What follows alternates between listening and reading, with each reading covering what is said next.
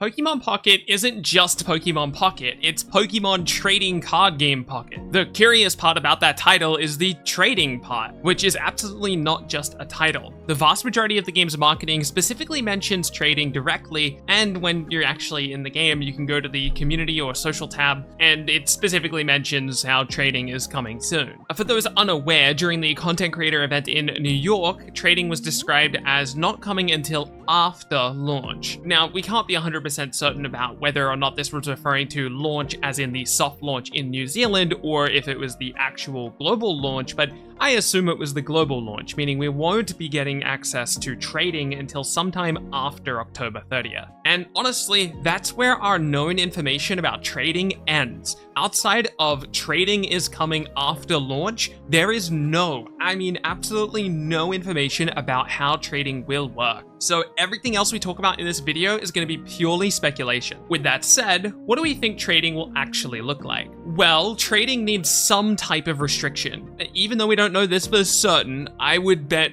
a stupid amount of money on the fact that they're not just going to let us freely trade cards. It would absolutely decimate the game's in-game progression and economy. There is absolutely no reason to spend any money in Pokemon Pocket if you have the ability to trade cards, because you could simply just make a new account and infinitely re-roll until you get the exact card you want, trade that with your main account, and then repeat this process until you own every card.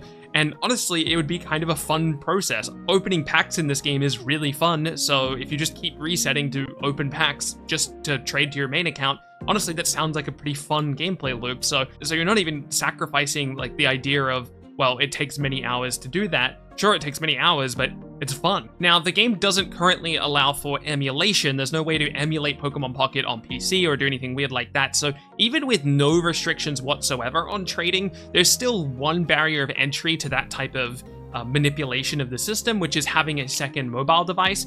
But most people will have access to a spare mobile device, whether it be one that they used to own many years ago, or even if they have to ask a sibling or parent to borrow their phone just for the limited amount of time that they need to use this exploit, more or less. If someone really wants access to a spare device, they'll find a way to get access to that spare device. So in order for the Pokemon Pocket team to be able to make money on packs and make money on in-game progression, which, to be clear, not only do they want to be able to do that, but you want them to be able to make money on packs so that they can keep making more content for the game and keep the servers alive. So obviously it's in their interest to not break the in-game economy systems with their trading system, but it's also in our best interest that they don't do that as well, because we want the ability, because we want these servers to be alive, we want the game to get as much content as possible, and for that reason the game needs to be successful. So with all of that in mind, there will be some restriction on trading. So what will those restrictions be? Like I said at the beginning of this video, we have no idea right now. Anybody pretending to know exactly what's going to be happening with trading is lying to themselves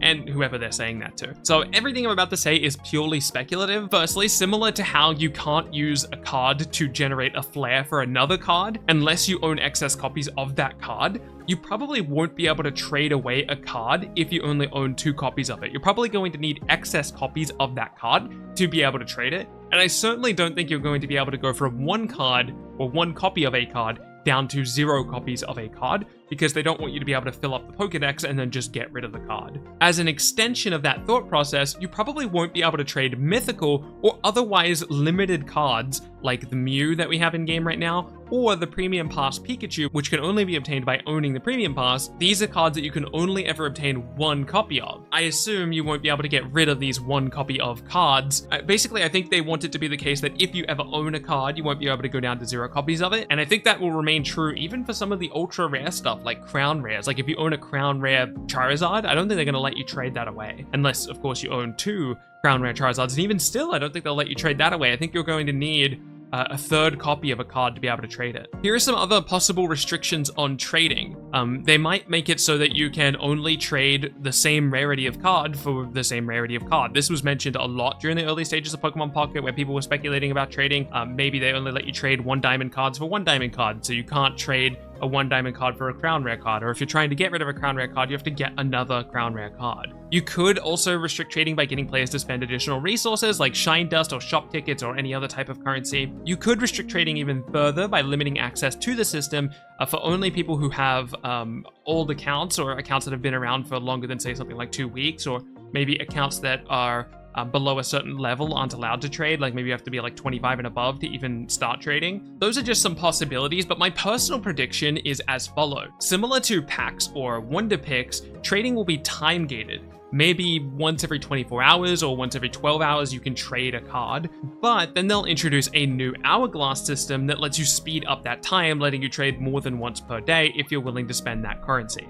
Not for nothing, but when you go into the store in-game right now and try to exchange your shop tickets for some of the hourglasses that are in the shop, whether it be pack hourglasses or wonder pick hourglasses, you'll see that there are two groups of bundles, one in a smaller size and one in a larger size. The way that these bundles are sized and the way that they're spaced out in the shop happens to leave space for two more spaces that would evenly fit in this section of the shop. Perhaps this is to make room for the hypothetical trading hourglasses to speed up your trading limitations. So let's add that hourglass theory to our restrictions list. And of course, any combination of these restrictions could be true as well. They may use all four of these limitations simultaneously. At the end of the day, like I said, there does need to be some type of restriction, and the development team needs to be really careful with how open they allow trading. Trading does need to be relatively restricted. The easier it is to manipulate. And I'm also really worried about third-party markets, which I'm sure is something they've thought about as well. Whatever the implementation of trading looks like, it needs to not fundamentally break the need for people to spend money. You want people to spend money on this game just as much as the developers do. And if whatever their final version of trading looks like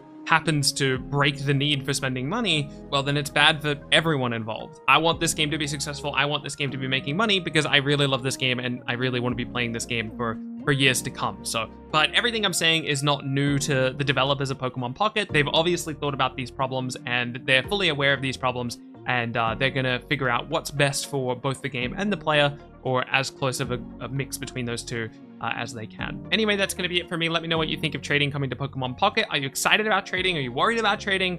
Let me know in the comments. Thank you so much for watching. Keep being awesome, and I'll catch you in the next one.